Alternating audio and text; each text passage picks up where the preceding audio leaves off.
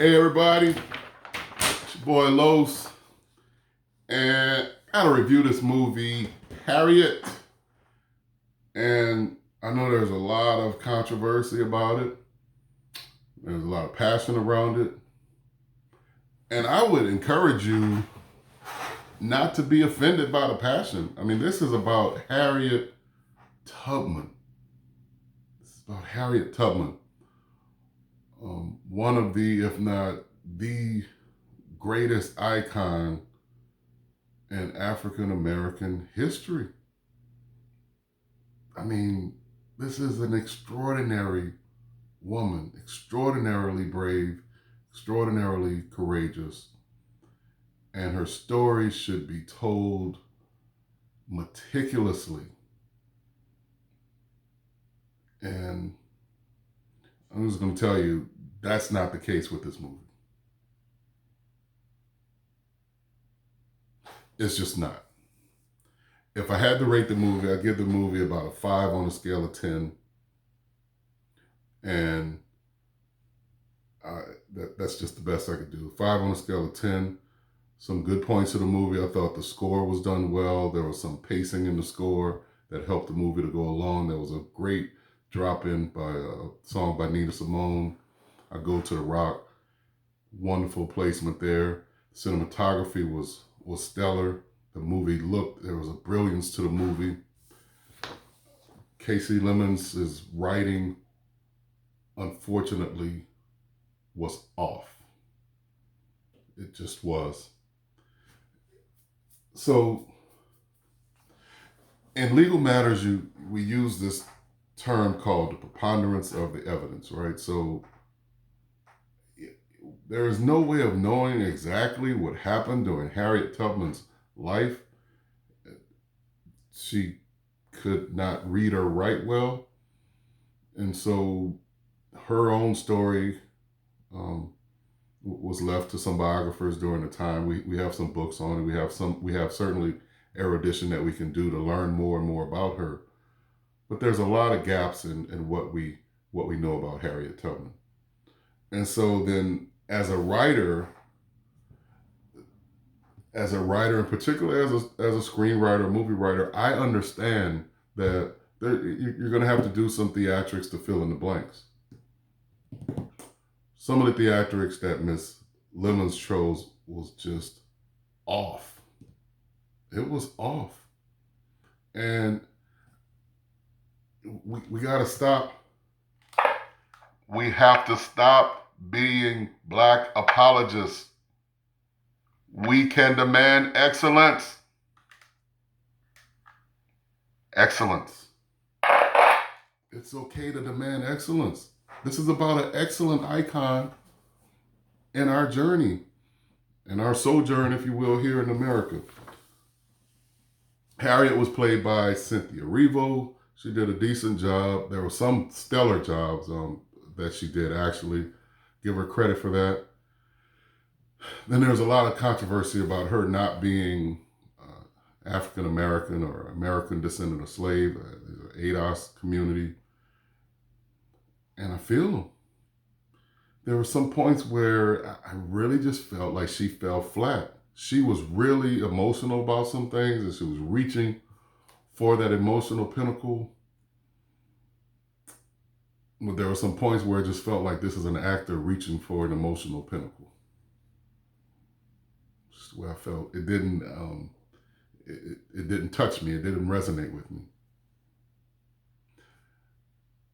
Maria was played by Janelle Monáe, did a decent job. Clark Peters, is always good to see Clark Peters. He played the father. You may remember Clark Peters from The Wire. Bonnie Curtis Hall, who was Mrs. Lemons, that's the rector's, that's actually her husband. And he played the pastor. This is an interesting take. Now this is, so here's where she took poetic license, writer's license, and I thought she did us a service. So, you know how there's this conversation all the time amongst Black communities about Christianity and how Christianity was given to us by the slave master, and how because of that, then we as blacks shouldn't practice Christianity. Well, what I always say about Christianity, first of all, Christianity did not start with slavery. It indeed harkens back to the motherland.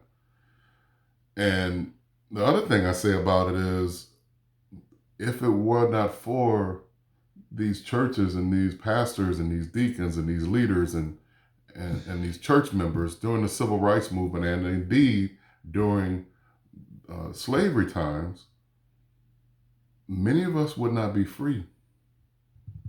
And so they explored this point in the movie, and so I appreciate her taking that license there. All right, the opening scene, it opens in the forest. Really, like I said, great cinematography. And there was this map that was found, and so you kind of see there was some plotting, and basically Harriet and others, they're kind of looking for a catalyst to flee. In the background here, you have the pastor giving this honor your earthly master sermon, and so you're like, oh my goodness, this is going to be, he's going to be a sellout type of pastor. And then it cuts to a scene of them on the porch, and Harriet Tubman and others are talking about that they've commissioned a lawyer and they're looking for their freedom for their sister, freedom for others. And the slaver just rips the papers up. Kind of saw that. Then you cut to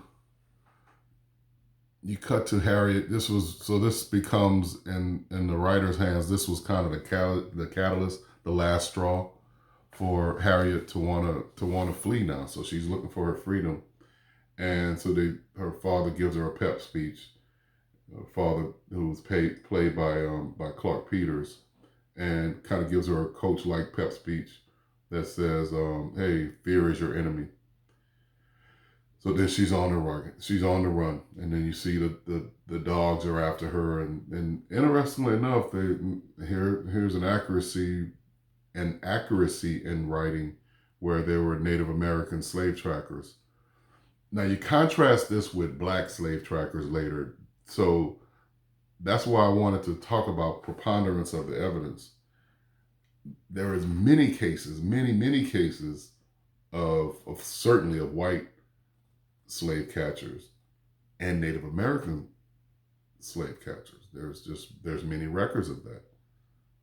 There ain't many records of no black slave catchers, y'all. And so more on that later. So I like the cinematography here, as in the chase scene you have boom, boom, boom, boom. You have this kind of this accented half note, if you will. It kind of causes the pacing of the movie. It kind of gets your blood moving as they're chasing for it. So good scoring there. Then she gets trapped on the bridge. You may have seen this scene. You have slave catchers on one side of the bridge, slave catchers on another. She's in the middle, and slave master is saying how suicide is a sin against God. So he goes back to this toxic Christianity, if you will. Talking about suicide is a sin against God. I want to say your ass is a sin against God. Anyway, what she does say in the movie is, I'm going to be free or die. And then she takes that jump. Later on, she comes to convulsing at the waterside. That was really, she played that well. Good job, Miss Cynthia.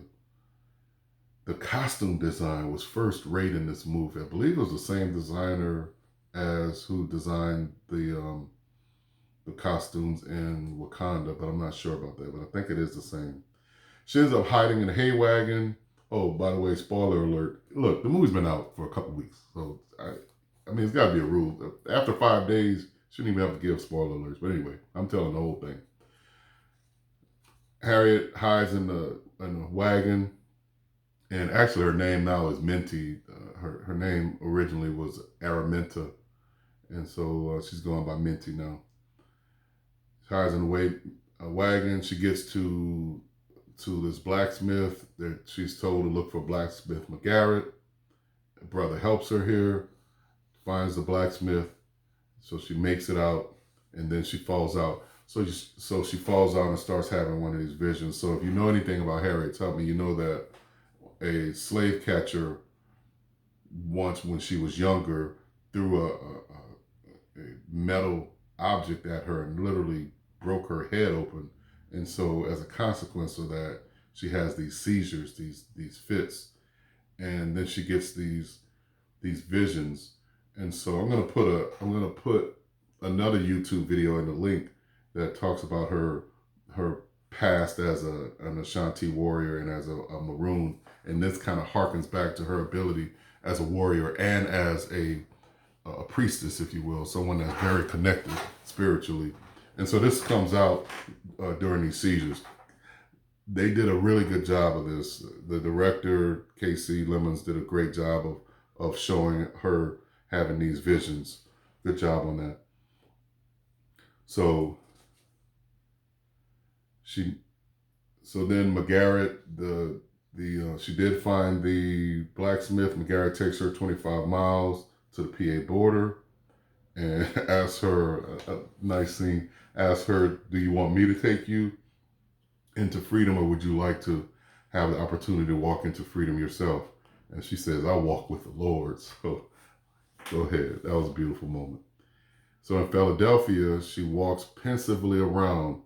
She's newly free. She's walking along the streets, and she's looking for the Underground Railroad Association. And the brother tells her first of all, a brother on the street tells her, hey, look, walk with authority. Walk like you belong here. We need to hear that anyway, right? Sometimes I think we just need to hear that in daily life. Walk with authority. Walk like you got a right to, he says. So then she meets with the gentleman that's kind of one of the conductors, if you will, on the Underground Railroad. He's taken a written account of her life as a slave, and then asks her if she wants to change her name. And that's when she says, yes, I want to change my name to Harriet Tubman, no longer a Rementa. So then she goes and she meets Mary Buchanan, owner of an inn, and Marie Buchanan is played by what's her name? By the singer, by Janelle Monáe. Yeah, Janelle Monáe does a good job with that. So she said, yes, when she meets her, yes, I'm black, yes, I'm a woman, and yes, I own this. But so so clearly Janelle Monáe was a forceful woman. Oh, Janelle Monáe, Maria was a forceful woman, and so was Harriet Tubman was formidable, because Harriet ended up checking her because Maria said something about how she smelled, and she said, look, basically, look, don't judge me. You've never had to run for your freedom. You were born free, so you don't know what it's like to run for your life and have sweat of fear dripping on you. So she kind of got her told there right quick. All right. So then she's determined to go down again. Bravery on Harriet. She's determined to go back and get her husband.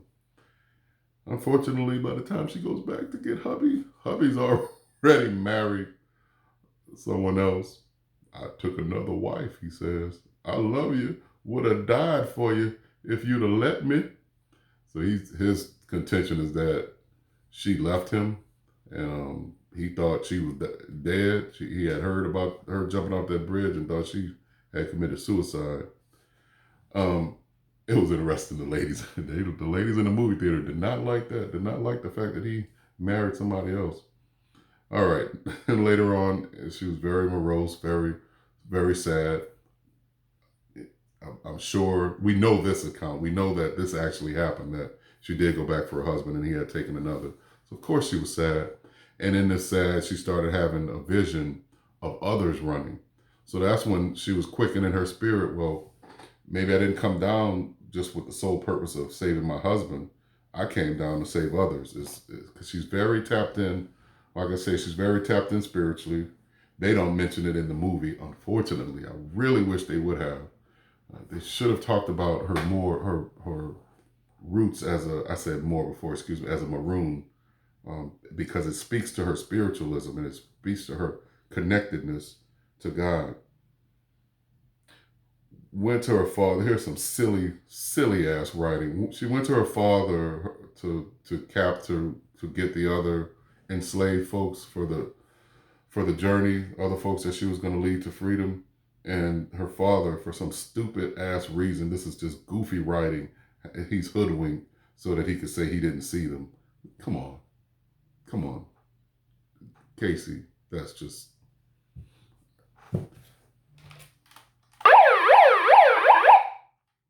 That's just silly writing. That's not excellence in writing. All right, then. Oh goodness. So she leaves with 5 more slaves, and then what's interesting is, so here's good writing. So let me balance. We know that primarily white women were the slave owners. I mean, as the men died off, they inherited the farm and the slaves. So this was the case here. The slave owner's father died, and so she inherited the land and the slaves on that land. And this was an interesting point. I guess she was strapped for cash, and $2,000 worth of my slaves done run off. $2,000 worth of my slaves done run off. Like, I'm gonna be like, girl, please, anybody feeling them Becky ass tears. Anyway, then you see here we go. So here we go. Another foul. Stupidity in writing. Just utterly ridiculous as a writer to write this in here. Remember we talked about preponderance of the evidence. Were there black slave catchers? I guess. But what is the predominant story here? The viciousness, the atrocities of slavers. Not about the handful of black slave catchers. This is ridiculous writing. And this is what causes some African Americans just not to trust Hollywood and not to trust Hollywood writers, even when they are African American. So quit it with this, you don't want to support our movies. No, we don't want to support stupidity. How the hell are you going to write that? This is what I'm talking about. So now you have this black trapper, is actually a black trapper's helper, found out that he's actually played by Henry Hunter Hall. That's actually the director's son. And we're all for, look, I'm all for getting your family in, but she just should have wrote a better part for him. So anyway, she's the trapper's assistant. And who is the trapper? Big or Long. What are we writing? In the middle of a Harriet movie, what we got, a porno movie going? Big or Long? What? Really? I feel like being like Jim Moore. Now, playoffs, y'all might not know that reference, but it fits. That's what I was like. Big or Long? I was like. Anyway, black trapper, Big or Long. So we first meet the trapper's assistant, and he's talking to the slaver, and he's oh yeah, you gotta meet my guy Big or Long. He'll help catch her. So anyway, so then here comes Big or Long, and he's negotiating his price for capturing Harriet. And I get $200. Why? So I could buy me some white horse. Hello, writers, black writers, white writers. Stop it with the stupidity. Come on. Really?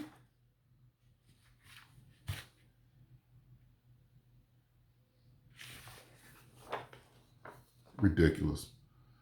But luckily, so now you have this expert black bounty hunter slave catcher that's on the heels of Harriet and the rest of the gang now. She has another vision of the slaver and the danger that's befalling her. And actually this vision causes her to avoid a trap that they had set up for her. They avoid the trap by going west, as it were. Mostly she was always running north, but when she got this vision, she decided to go west, and she came to a river. She's encouraging the newly freed enslaved people to, hey, look, we got to cross this river. And then her brother, and this is kind of like an homage to patriarchy, is like, oh, you all need to follow me, and she's crazy. And Harriet, this is great. This is great writing. Harriet just starts walking across. This is instructive in life too. This is I do this as a father and as a husband a lot. Sometimes I just go. Sometimes I just get tired of talking, and you just gotta go. And that's what Harriet did. She just started walking across that river. And before you know it, the rest of them just started following. She got in the middle of the river and started praying. She prayed for her strength. This is a real woman, y'all, with real fears. And when she came upon the fear, she stopped and prayed. Very instructive. Very good writing. Thank you, Mrs. Lemon, for that. So she actually ended up pulling a gun on her brother, who was reluctant. Because she keeps telling him over and over, be free or die. You don't got two choices. So anyway, so they followed. And then once they got to the other side, that's when she let them know, hey, look, my name is, because her brother was still calling her Minty. And she said, hey, look, my new name is Harriet Tubman, and I'm the leader of this group. You heard that, didn't you? I think you did. Gets everybody back to Philadelphia safely. And whenever she comes into that room, this is almost like a kind of a business room, business office that she kind of opens the door in with these newly freed enslaved people. It's a proud moment.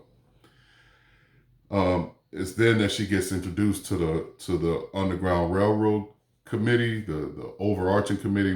Before, she had only met one person, and now she meets the whole committee, and they put her name up on the list, how she has saved 9 souls and has lost none.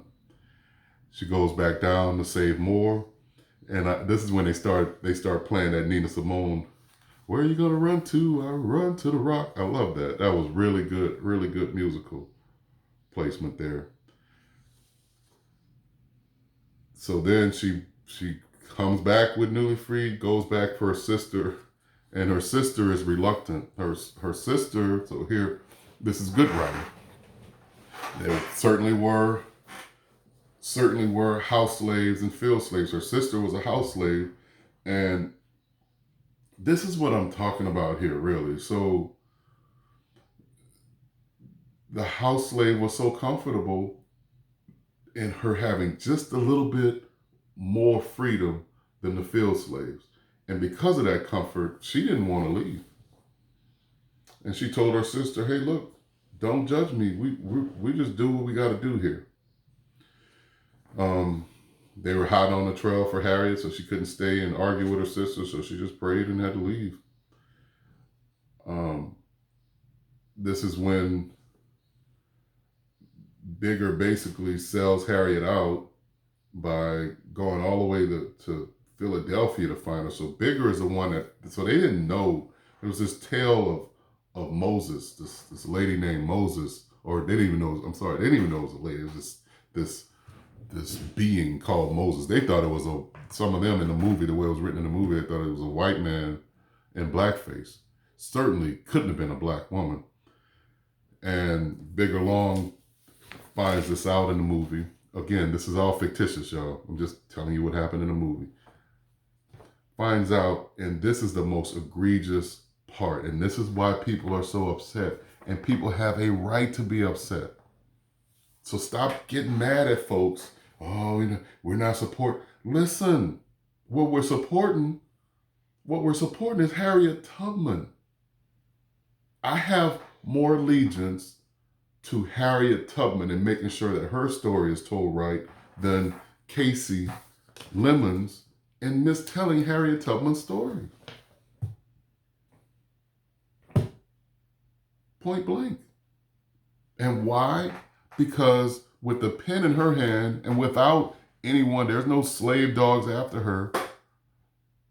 There's no peril about to befall Miss Lemons and her other co-writer, another gentleman.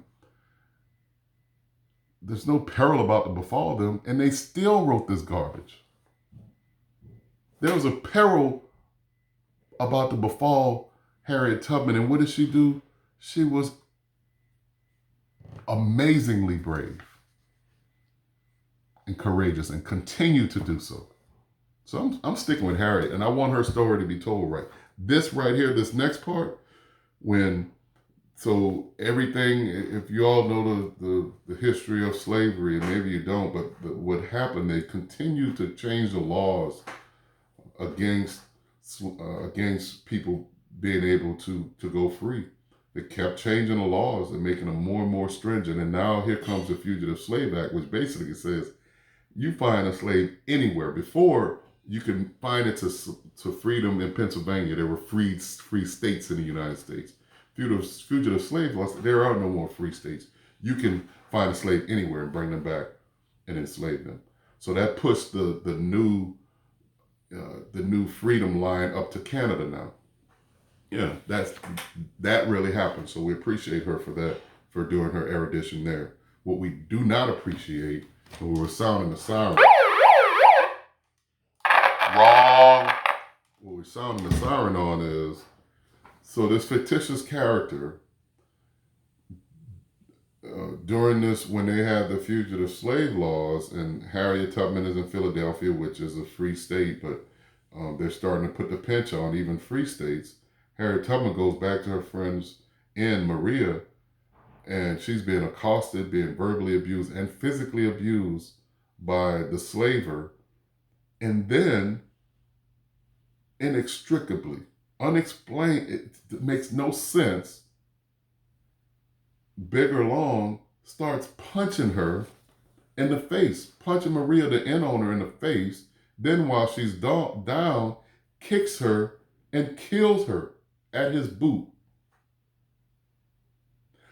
So the most heinous atrocity in this movie, while slavery is red hot, this is in the throes of slavery, the biggest vile act was done from a black man to a black woman.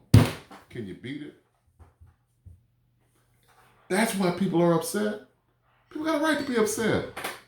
Because it did not happen. It didn't happen.